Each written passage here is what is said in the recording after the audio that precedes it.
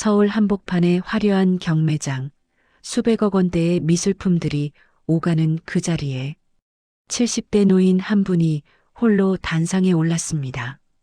떨리는 손으로 마이크를 잡은 윤정숙 할머니의 눈빛은 너무나 또렷했습니다. 그녀의 손에 들린 건 남편이 남긴 낡은 그림 한 점, 수십 년간 침묵해야 했던 진실이 담긴 그 그림이었죠. 재단 이사장 강태민은 비웃으며 그녀를 조롱했지만 정숙 할머니는 멈추지 않았습니다. 대형 스크린에 국보급 문화재가 은밀하게 숨겨진 지하. 창고의 영상이 펼쳐지는 순간 경매장은 충격에 휩싸였습니다. 70년간 감춰진 거대한 비리, 한 평범한 보건가가 목숨을 걸고 지켜낸 마지막 증언, 그리고 그의 아내가 홀로 완성한 정의의 순간이었습니다.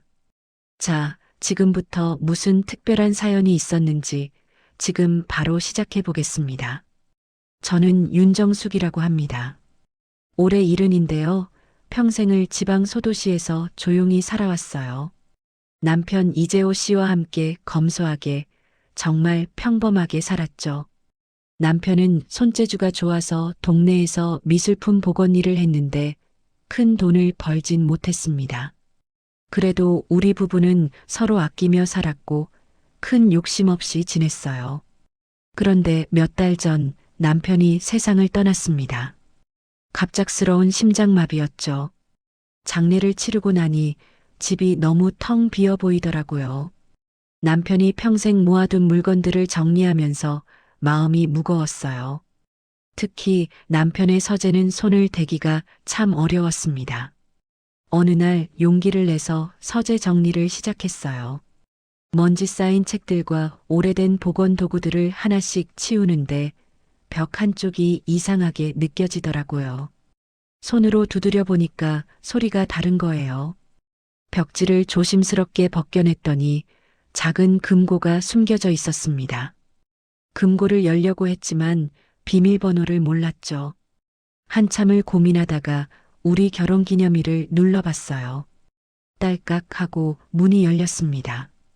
안에는 낡은 그림 한 점과 이상한 글씨가 적힌 종이가 들어 있었어요. 그림은 솔직히 별로 좋아 보이지 않았습니다. 오래되고 조악한 수묵화였거든요. 제목은 금당산의 그림자라고 되어 있었어요. 남편이 복원 연습용으로 그린 습작인가 싶었죠. 그런데 종이에 적힌 글이 신경 쓰였어요. 뒷면을 보라는 짧은 메모였습니다.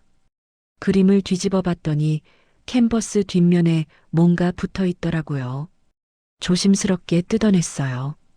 그 순간 숨이 멎는 것 같았습니다. 뒷면에는 희미하게 해강이라는 서명이 남아 있었거든요. 해강이라는 화가는 저도 들어본 적이 있었어요. 엄청나게 유명한 분이잖아요. 심장이 두근거렸습니다. 이게 진짜 해강 선생의 작품이란 말인가? 남편이 왜 이걸 숨겨뒀을까? 머릿속이 복잡했어요. 며칠을 고민하다가 서울에 있는 미술평론가를 찾아갔습니다. 작은 사무실을 운영하는 분이었는데 그림을 보시더니 표정이 굳어지더라고요. 할머니, 이 그림 어디서 나온 겁니까?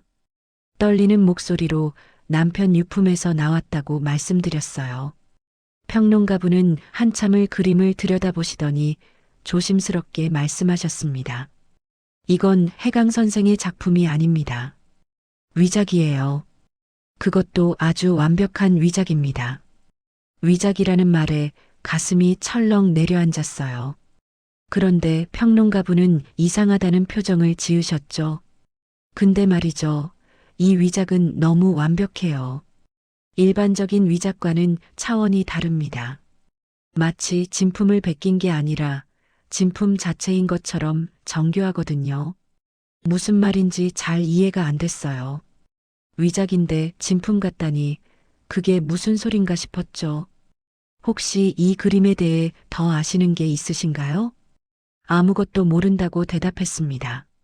정말 남편 서재에서 우연히 발견한 거라고요. 집으로 돌아오는 길에 계속 생각했어요. 남편이 왜 이런 위작을 금고에 숨겨뒀을까? 뭔가 이유가 있을 것 같았습니다. 그날 밤 다시 서재를 뒤졌어요. 남편의 복원 노트를 찾았죠. 낡은 공책이었는데 페이지마다 복원 기록들이 빼곡했습니다. 노트를 넘기다가 마지막 장에서 멈췄어요. 거기에는 이렇게 적혀 있었거든요. 진실은 위작 속에 있다. 무슨 의미인지 알 수가 없었습니다. 하지만 분명한 건 남편이 뭔가 중요한 걸 남기려고 했다는 거예요. 며칠 뒤 낯선 남자가 집을 찾아왔습니다. 정장을 차려입은 그 사람은 자신을 강태민 재단 관계자라고 소개했어요. 할머니, 최근에 해강 선생 작품을 평가받으셨다고 들었습니다. 저희가 그 그림을 구매하고 싶은데요. 어떻게 알았는지 신기했어요. 평론가한테 말한 게 벌써 퍼진 건가 싶었죠. 그림은 팔 생각 없습니다. 그 사람은 웃으면서 서류 봉투를 내밀었어요. 이 정도면 충분하실 겁니다. 5천만 원입니다. 5천만 원이라는 금액에 깜짝 놀랐어요. 하지만 뭔가 이상했습니다. 위작인데 왜 이렇게 큰 돈을 준다는 걸까? 죄송하지만 팔 수 없어요. 남편 유품이거든요. 그 사람의 표정이 굳어졌습니다. 할머니, 잘 생각하세요. 이런 기회는 다시 없습니다.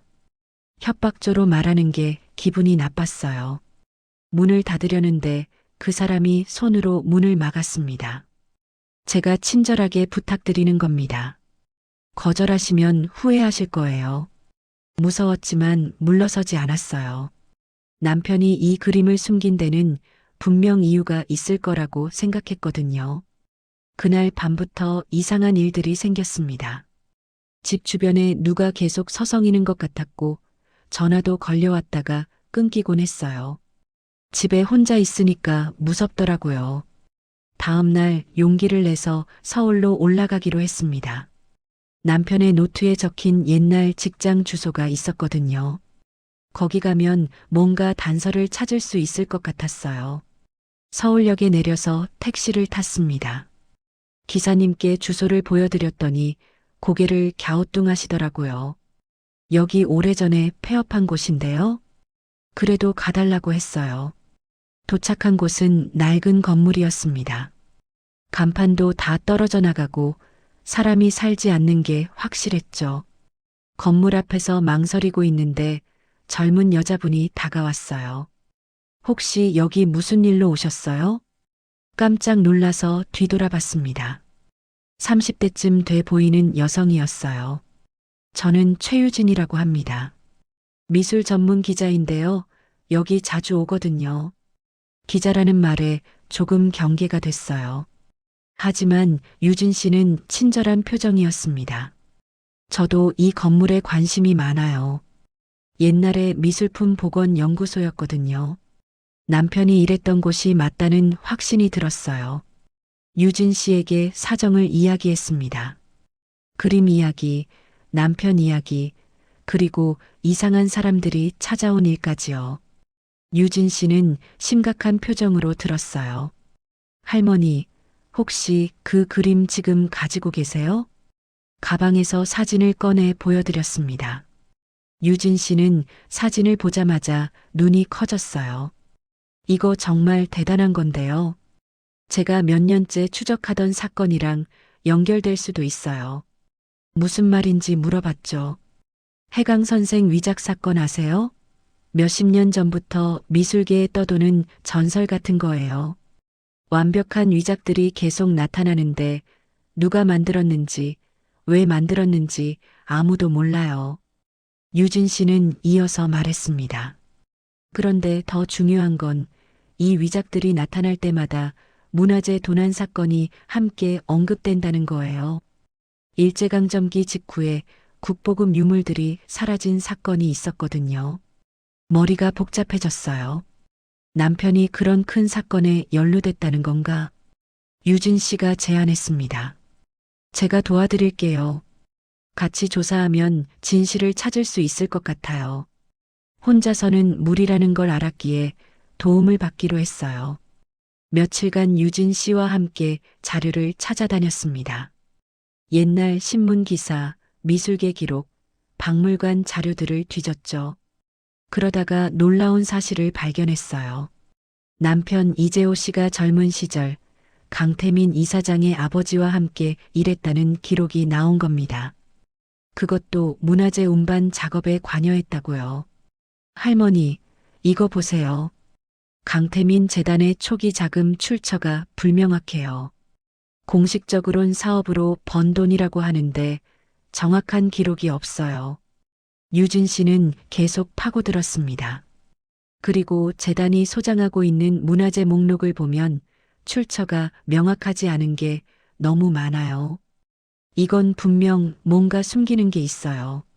점점 그림이 그려지기 시작했어요.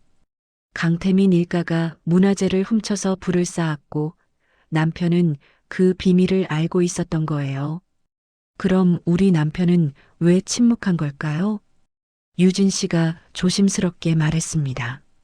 아마도 협박을 받았거나 가족의 안전 때문이었을 거예요. 그 시절엔 목숨이 위험할 수도 있었으니까요. 가슴이 아팠습니다. 남편이 평생 그런 비밀을 혼자 짊어지고 살았다니요. 조사를 계속하면서 강태민 쪽의 압박도 심해졌어요. 집에 2번이나 이상한 사람들이 들어오려고 했고 한밤중에 화재 경보가 울리기도 했습니다. 무서웠지만 포기할 수 없었어요. 남편의 억울함을 풀어줘야 했으니까요. 어느 날 유진 씨가 중요한 걸 발견했습니다. 할머니, 남편분 노트 다시 보여주실 수 있어요? 노트를 펼쳐 보여드렸어요.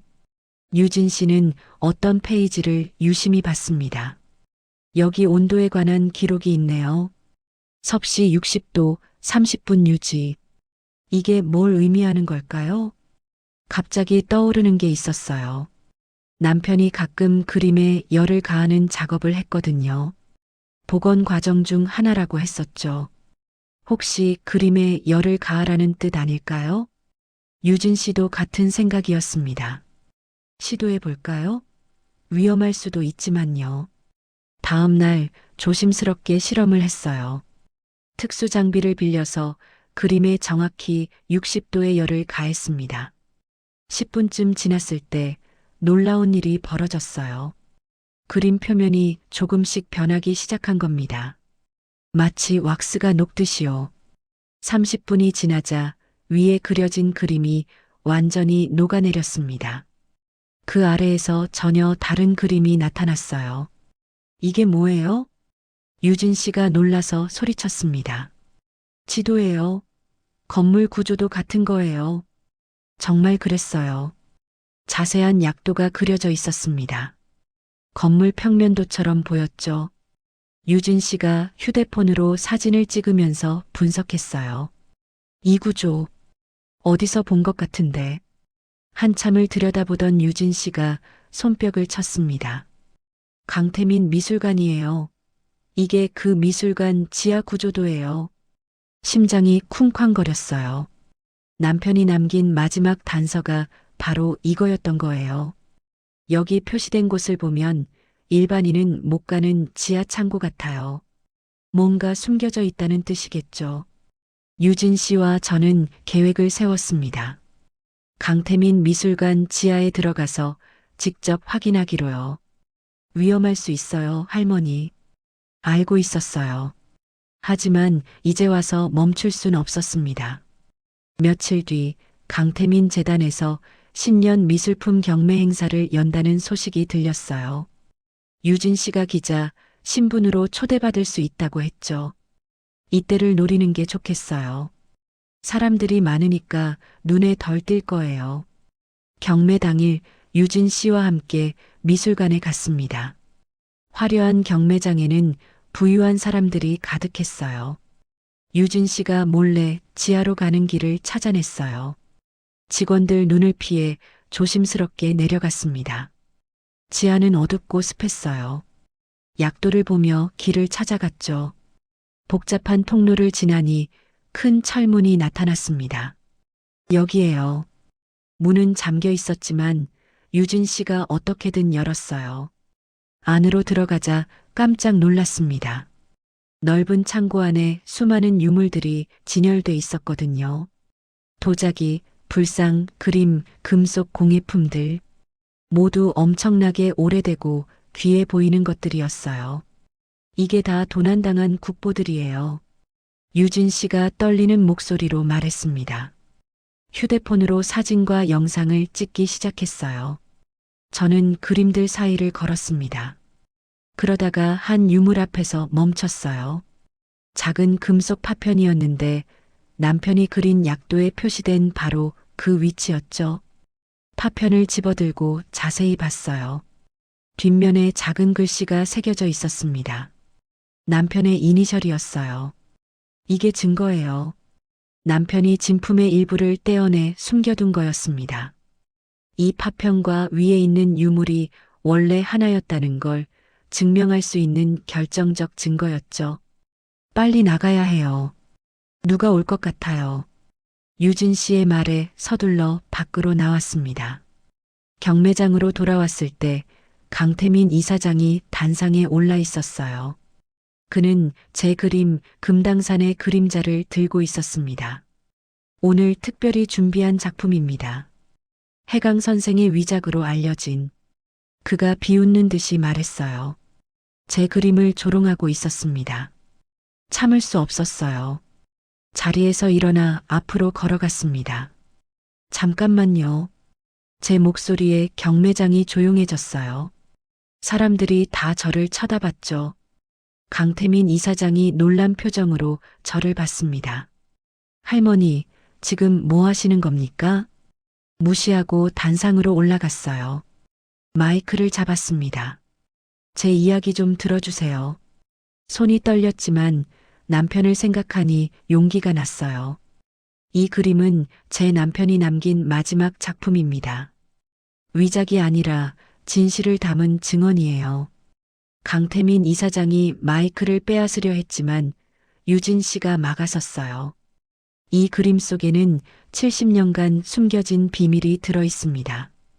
국보급 문화재를 훔쳐부를 쌓은 사람들의 이야기가요. 사람들이 웅성거렸어요. 유진 씨가 신호를 보냈고 준비해둔 영상이 대형 스크린에 나타났습니다. 지하 창고의 모습, 그 안의 유물들, 그리고 제가 찾은 증거 파편까지. 경매장이 술렁였어요. 강태민 이사장의 얼굴이 새하얘졌습니다. 거짓말입니다. 조작된 영상이에요. 그가 소리쳤지만 이미 늦었어요. 경찰이 들이닥쳤거든요. 유진 씨가 미리 신고해 둔 겁니다. 강태민 씨 문화재보호법 위반 혐의로 체포합니다. 경찰이 수갑을 채우는 모습을 보면서 제 다리에 힘이 풀렸어요. 유진 씨가 저를 부축해 줬습니다. 해냈어요, 할머니. 눈물이 났어요. 남편을 위해, 정의를 위해 해낸 일이었습니다. 그 후 수사가 진행됐어요. 강태민 재단이 대대로 문화재를 훔치고 위작으로 바꿔치기하며 부를 쌓아왔다는 게 밝혀졌습니다. 남편은 그 사실을 알고 있었지만 가족을 지키기 위해 침묵할 수밖에 없었던 거예요. 대신 그림 속의 모든 증거를 숨겨놨던 겁니다. 유진 씨가 기사를 썼고 큰 반향이 일었어요. 사람들은 남편을 영웅이라고 불렀습니다. 저는 그림과 회수된 유물들을 국가에 기증했어요. 남편이 원했던 일이라고 생각했거든요. 지금은 다시 작은 집으로 돌아와 평범하게 살고 있습니다. 하지만 마음은 한결 가벼워요. 남편의 명예가 회복됐고 정의가 실현됐으니까요. 70년간의 침묵이 드디어 끝난 겁니다. 가끔 남편 사진을 보며 말을 걸어요. 여보, 고생 많았어요. 이제 편히 쉬세요. 창밖으로 햇살이 비쳐 들어옵니다. 따뜻한 봄날이에요. 남편이 떠난 지 1년쯤 지났을 때였어요. 유진 씨한테서 연락이 왔습니다. 할머니, 강태민 재판이 다음 주에 시작돼요. 증인으로 출석하셔야 해요. 법정에 서는 게 떨렸지만 해야 할 일이었죠. 재판 당일 법정은 사람들로 가득했어요. 언론사 기자들도 많이 왔더라고요. 제가 증인석에 앉자 강태민이 저를 노려봤습니다. 하지만 예전처럼 무섭지 않았어요. 검사가 질문을 시작했습니다. 증인, 피고인 강태민과 피고인의 부친이 문화재를 불법으로 취득했다는 사실을 어떻게 아셨습니까? 남편이 남긴 그림과 노트 때문에 알게 됐습니다. 남편은 평생 그 비밀을 지키며 살았어요. 남편분께서는 왜 생전에 신고하지 않으셨다고 보십니까? 잠시 말을 멈췄어요. 목이 메었거든요. 두려웠을 겁니다. 가족을 지켜야 했으니까요. 하지만 양심은 버릴 수 없었던 거죠. 그래서 그림 속에 모든 걸 남긴 겁니다. 변호인이 반박했어요. 증인의 남편이 실제로는 공범이었을 가능성은 없습니까? 화가 났지만 침착하게 대답했어요. 제 남편은 보건가였습니다. 예술을 사랑했던 사람이에요. 절대 문화재를 훔치는 일에 가담하지 않았어요. 재판은 몇 달 동안 계속됐습니다. 그동안 더 많은 증거들이 나왔어요. 강태민 재단이 소장했던 유물들 중 상당수가 도난품이었다는 게 확인됐죠. 특히 제가 찾아낸 금속 파편이 결정적이었어요. 감정 결과 지하 창고에 있던 가야 시대 금관의 일부가 맞다고 나왔거든요. 남편이 몰래 떼어내 보관한 거였습니다. 이 파편은 강씨 일가의 범죄를 증명하는 확실한 물증입니다. 검사가 법정에서 말했어요. 결국 강태민은 징역 12년을 선고받았습니다. 그의 재단은 해체됐고 모든 유물은 국가로 환수됐어요. 판결이 나던 날 법정을 나오는데 한 노인분이 다가오셨어요. 윤 여사님 맞으시죠? 낯선 분이었는데 눈물을 글썽이고 계셨어요. 저는 70년 전 도난 사건의 피해자 유족입니다. 저희 할아버지께서 박물관 관리인이셨는데 그때 누명을 쓰고 돌아가셨어요. 가슴이 먹먹했습니다. 여사님 덕분에 할아버지의 억울함이 풀렸습니다. 정말 감사합니다. 그분이 제 손을 꼭 잡으셨어요. 저도 눈물이 났습니다. 저도 남편의 억울함을 풀고 싶었을 뿐이에요. 집으로 돌아오는 길에 유진 씨가 함께 걸어줬어요. 할머니, 이제 좀 쉬세요. 정말 고생 많으셨어요. 고생은 무슨, 해야 할 일을 한 것뿐이에요. 유진 씨는 웃으며 말했습니다. 할머니 이야기를 책으로 쓰고 싶어요. 많은 사람들이 알아야 할 이야기예요. 생각해 보겠다고 했어요. 아직은 마음의 정리가 필요했거든요. 며칠 후 국립박물관에서 연락이 왔습니다. 환수된 유물들을 전시하는 특별전을 연다는 거예요. 윤 여사님을 개막식에 초대하고 싶습니다. 그리고 남편분의 이야기도 함께 소개하려고 합니다. 영광스러운 일이었죠. 흔쾌히 수락했어요. 특별전 개막일 박물관은 사람들로 북적였습니다.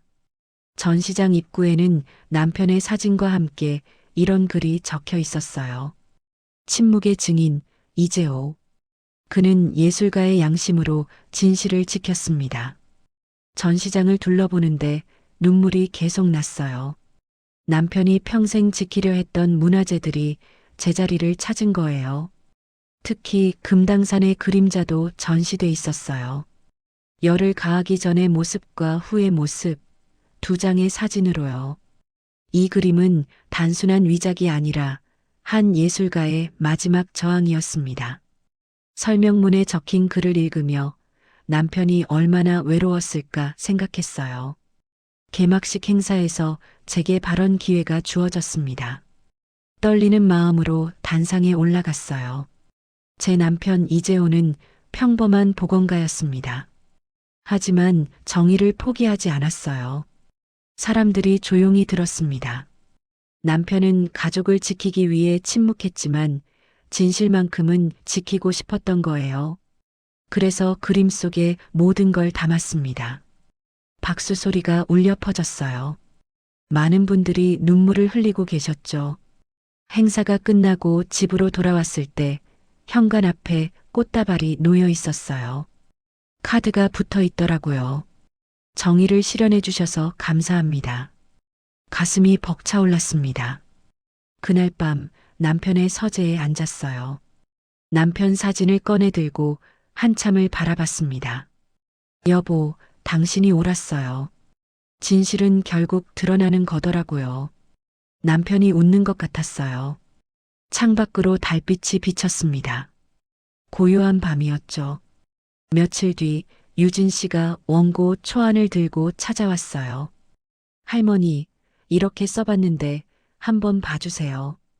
제목은 천년의 위작, 70년의 침묵이었습니다. 원고를 읽으며 지난 일들이 주마등처럼 스쳐 지나갔어요. 남편과 함께했던 시간들, 그림을 발견했던 순간, 진실을 찾아 나섰던 여정들. 잘 쓰셨어요. 이대로 출간하세요. 유진 씨가 기뻐했습니다. 할머니가 정말 대단하세요. 혼자서 이 모든 걸 해내셨잖아요. 고개를 저었어요. 혼자가 아니었어요. 남편이 길을 만들어뒀고 유진 씨가 함께 걸어줬잖아요. 책은 몇 달 후에 나왔습니다. 많은 사람들이 읽었고 반응이 뜨거웠어요. 어느 날 한 고등학생이 편지를 보내왔더라고요. 할머니의 용기 덕분에 제가 꿈을 찾았어요. 저도 불의에 맞서는 사람이 되고 싶습니다. 이런 편지들을 받을 때마다 보람을 느꼈어요. 시간이 흘러 봄이 왔습니다. 작은 정원에 꽃들이 피었어요. 유진 씨가 좋은 소식을 들고 왔습니다. 할머니 이야기가 드라마로 만들어진대요. 깜짝 놀랐어요. 드라마요? 제 이야기가요? 네. 많은 사람들이 보고 싶어 해요. 평범한 사람이 정의를 실현한 이야기라고요. 드라마가 방영됐을 때 많은 분들이 공감해 주셨어요. 특히 제 또래 분들이 힘을 얻었다고 하시더라고요. 나이가 들어도 할 수 있는 게 많구나.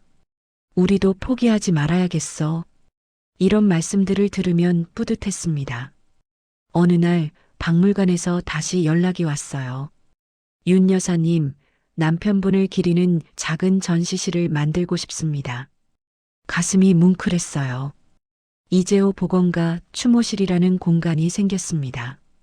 그곳에는 남편이 평생 사용했던 복원 도구들과 노트, 그리고 금당산의 그림자가 전시됐어요. 개관식 날 저는 그곳에 오래 서 있었습니다.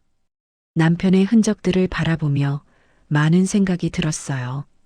여보, 이제야 당신 꿈이 이뤄진 것 같아요. 문화재를 지키고 진실을 알리는 것. 남편이 대답하는 것 같았어요. 고맙소, 당신. 집으로 돌아오는 길, 석양이 아름다웠습니다. 이제 저는 평범한 일상으로 돌아갔어요. 동네 분들과 차를 마시고 정원을 가꾸고 가끔 유진 씨와 통화하며 지냅니다. 하지만 제 삶은 예전과는 달라요. 더 이상 두렵지 않거든요. 70년간 숨겨졌던 진실을 세상에 드러냈고 남편의 명예를 회복했으니까요. 가끔 젊은 분들이 찾아와 질문하세요. 어떻게 그런 용기를 내셨어요? 그럴 때마다 이렇게 답합니다. 용기가 아니에요. 사랑하는 사람을 지키고 싶은 마음이었죠. 어느 날 저녁 서재에서 남편의 복원 노트를 다시 펼쳤어요. 마지막 장에 적힌 문구를 읽었습니다. 진실은 위작 속에 있다. 이제야 완전히 이해가 됐어요. 남편은 위작이라는 형태로 진실을 보호했던 거예요. 언젠가 누군가가 발견해 주기를 바라면서요. 그 누군가가 제가 된 거죠. 창밖으로 별이 빛나고 있었어요. 남편도 저 하늘 어딘가에서 저를 지켜보고 있을 것 같았습니다. 여보, 사랑해요. 그리고 자랑스러워요. 바람이 살랑 불어왔습니다. 남편의 대답 같았어요. 이제 저는 편안합니다. 남편과 함께 지킨 진실, 그리고 우리가 이뤄낸 정의. 평범했던 70대 과부의 삶이 특별해진 건 사랑과 정의를 포기하지 않았기 때문이에요. 그게 제가 후배들에게 남기고 싶은 메시지입니다. 나이는 숫자일 뿐이고 진실은 언젠가 드러나며 사랑하는 사람을 위한 용기는 누구나 낼 수 있다는 것. 오늘도 저는 남편 사진 앞에 꽃을 놓습니다. 오늘도 좋은 하루였어요, 여보. 그리고 미소 짓습니다. 70년의 침묵이 끝났고 진실이 빛을 보았으니까요. 이제 남은 인생은 평화롭게, 행복하게 살 겁니다. 남편이 그토록 바랐던 것처럼요.